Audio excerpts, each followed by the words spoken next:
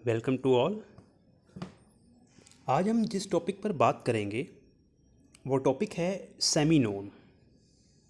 देखिएगा, इससे पहले लेक्चर में हमने डिस्कस किया हुआ है कि हमारे पास नोम्ड लीनियर स्पेस क्या है।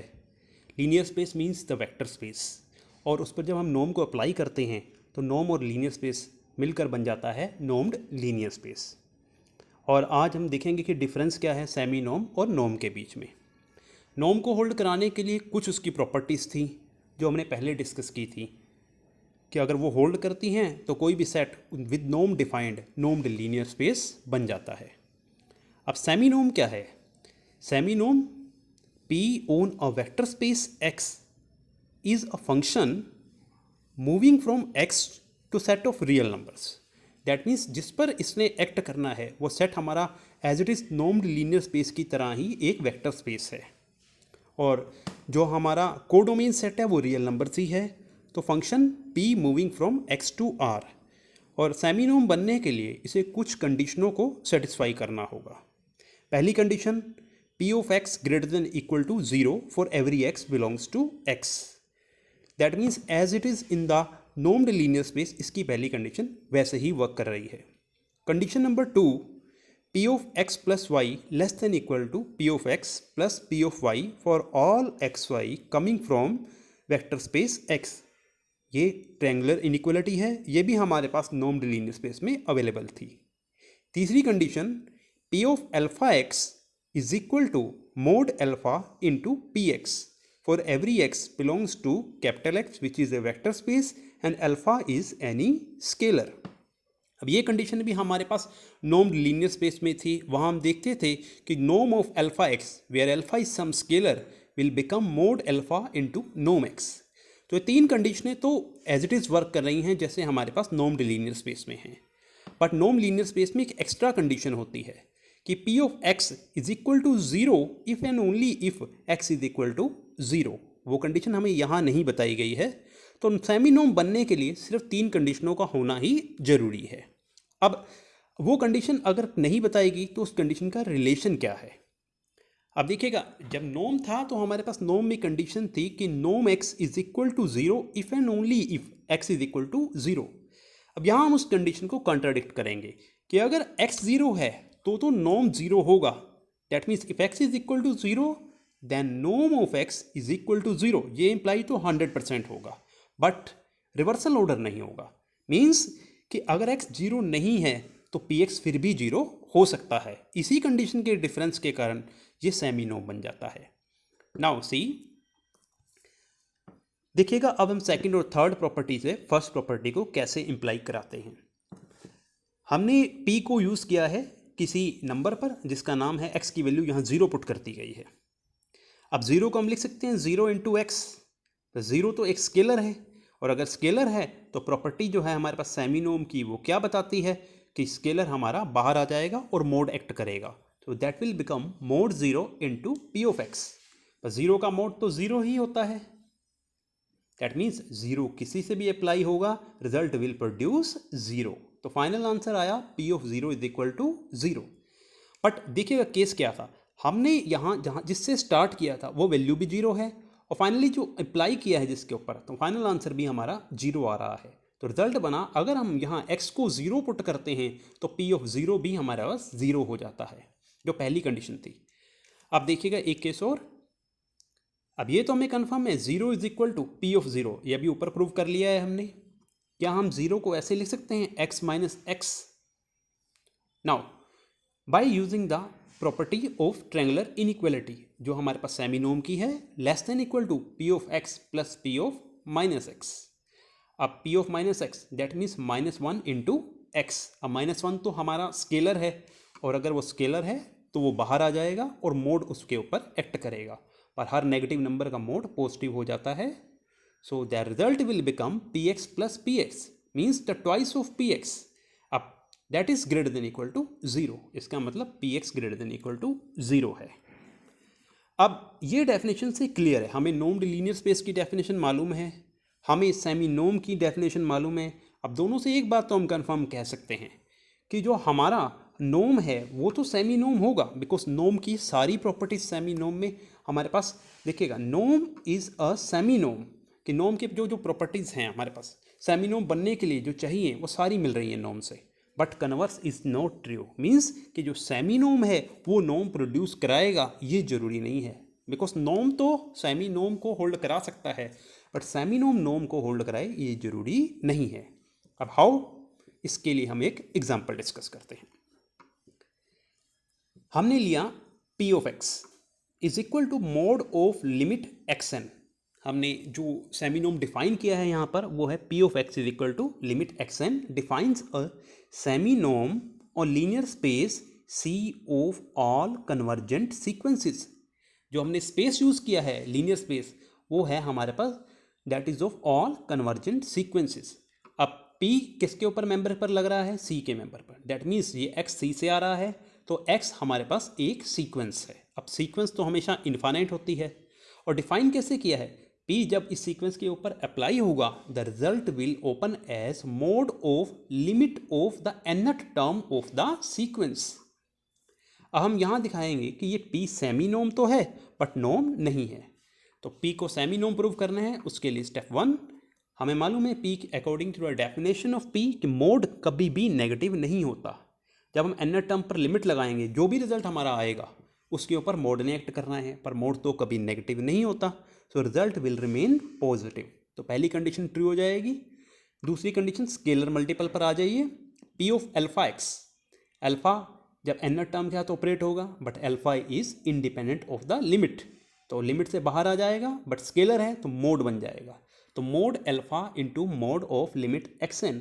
सेकेंड पार्ट वैल्यू है पी एक्स की वो पुट कर दिया तो property number 2 scalar multiple hold हो गई है। थर्ड ट्रायंगुलर इनइक्वालिटी, हमने दो मेंबर्स ले लिए एक्स और वाई सी से, then P of x plus y according to the definition of P limit applied over the nth term xn plus yn which can be separated in the two parts, but this result by using the mode की triangular inequality less than equal to mode of limit xn plus mode of limit yn px plus py, तो triangular inequality भी hold हो जाती है। That means सेमीनोम बनने के लिए जो भी कंडीशन है सारी होल्ड हो रही हैं, तो P x is a seminorm on the set C.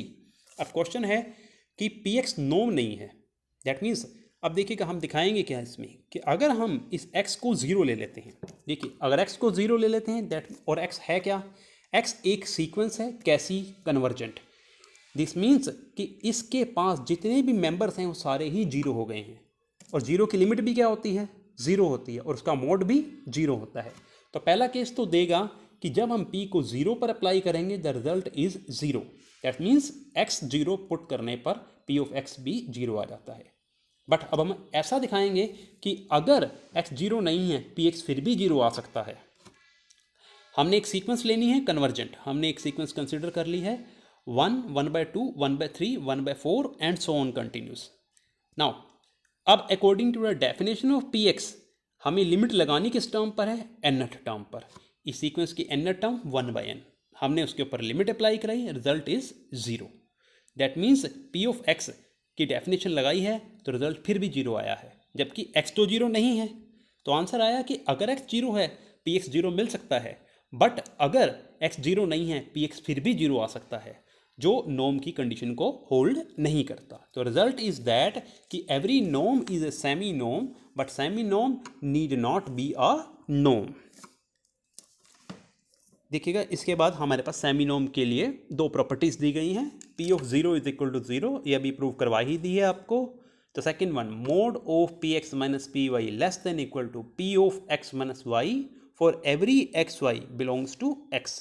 Very simple property, आप इसे देख सकते हैं, ये आपको क्लियर हो जाएगी।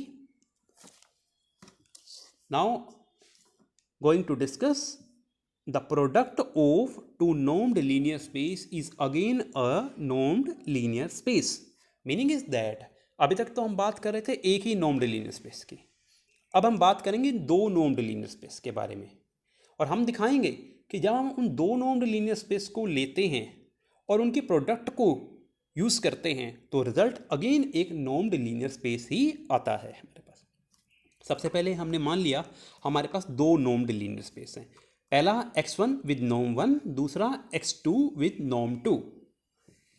कैपिटल एक्स को सेट कर लिया है x1 क्रॉस x2, बिकॉज हमारा पर्पस क्या है कि प्रोडक्ट को नॉर्म्ड लीनियर स्पेस प्रूव करना।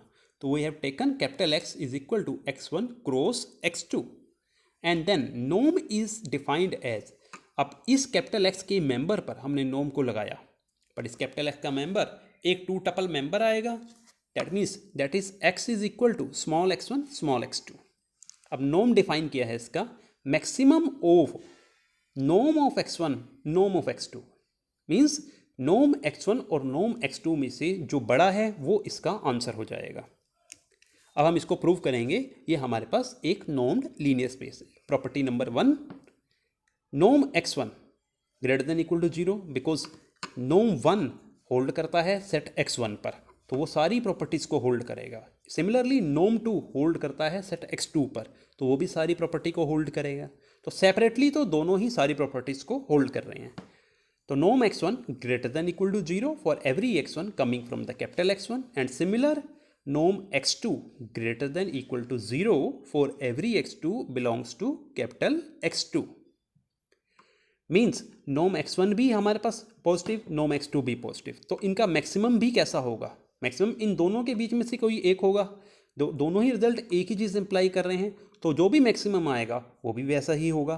तो maximum of norm x1 norm x2 greater than equal to 0 for every x1 belongs to capital X1, x2 belongs to capital X2। तो finally norm x greater than equal to 0 for every x belongs to x। दूसरी condition है norm x is equal to 0। अब अगर norm x को 0 कब होगा? जब norm x की डिफाइन 0 हो जाएगी। वो क्या दी गई है? Maximum of norm x1 norm x2 is equal to 0। जब इसका मैक्सिमम 0 कब होगा? जब नॉर्म x1 और नॉर्म x2 दोनों ही 0 हो जाएंगे, क्योंकि नॉन नेगेटिव तो नॉर्म हमारा कभी नेगेटिव नहीं होता, तो दोनों को ही 0 होना पड़ेगा सेपरेटली। तो norm of x1 0, norm of x2 0, but ये तो हमें मालूम है नॉर्म 1 नॉर्म 2 सारी प्रॉपर्टी को होल्ड करते हैं नॉर्म की, तो इसका मतलब x1 भी 0 आएगा, x2 भी 0 आ जाएगा, और इसका मतलब क्या है? पूरे का पूरा x हमारे पास 0 आ जाता है। तो रिजल्ट बना norm x is equal to 0 if and only if x is equal to 0। Third condition है स्केलर मल्टीपल की। हमने x एक मेंबर ले लिया कैपिटल X से, अल्फा x स्केलर ले लिया। Now apply norm alpha x, alpha अंदर ऑपरेट हो जाएगा तो बन जाएगी term norm alpha x1 alpha x2। अब डेफिनेशन लगाते हैं, तो maximum of norm alpha x1 norm alpha x2, पर नॉर्म की प्रॉपर्टी है स्केलर बाहर आएगा और मोड में एक्ट करेगा। देखिएगा दोनों में से ही मोड अल्फा बाहर आ जाता है, और अंदर जो बचता है वो किसकी डेफिनेशन है? नॉर्म x की। तो प्रॉपर्टी होल्ड हो जाती है norm alpha x is equal to mod alpha into norm x। अब आते हैं लास्ट प्रॉपर्टी पर, ट्रायंगुलर इनइक्वालिटी पर। x और y दो मेंबर हमने सेट कर लिए हैं टू टपल्स में। Norm x plus y, x और y की वैल्यू को पुट किया, addition x1 plus y1 x2 plus y2, definition apply. अब देखिएगा नॉर्म 1 प्रॉपर्टी होल्ड करता है ट्रायंगुलर इनइक्वालिटी की, नॉर्म 2 भी प्रॉपर्टी होल्ड करता है ट्रायंगुलर इनइक्वालिटी की, दोनों को अप्लाई किया। अब फाइनली आते हैं नॉर्म x प्लस वाई पर, दोनों की ही प्रॉपर्टी को वहाँ यूज़ कर देते हैं, तो बन जाएगा result norm x plus y less than equal to maximum of norm x1 plus norm y1 norm x2 plus norm y2। x वाली टर्म्स अलग कर लीजिए, y वाली टर्म्स अलग कर लीजिए। पहला आपको प्रोड्यूस कराएगा नॉर्म x और दूसरा आपको प्रोड्यूस कराएगा नॉर्म y। तो फाइनल रिजल्ट आया norm x plus y less than equal to norm x plus norm y। अब देखिएगा जो नॉर्म x है वो किसके लिए डिफाइन हुआ था? Product of two norm linear spaces. उसने भी वो सारी प्रॉपर्टीज होल्ड कर दी हैं जो हमारे नॉर्म्ड लीनियर स्पेस होने के लिए जरूरी हैं। तो रिजल्ट बना कि अगर हम दो नॉर्म्ड लीनियर स्पेस को लेकर चलते हैं और उनकी प्रोडक्ट भी एक नॉर्म्ड लीनियर स्पेस ही आती है। So thank you so much.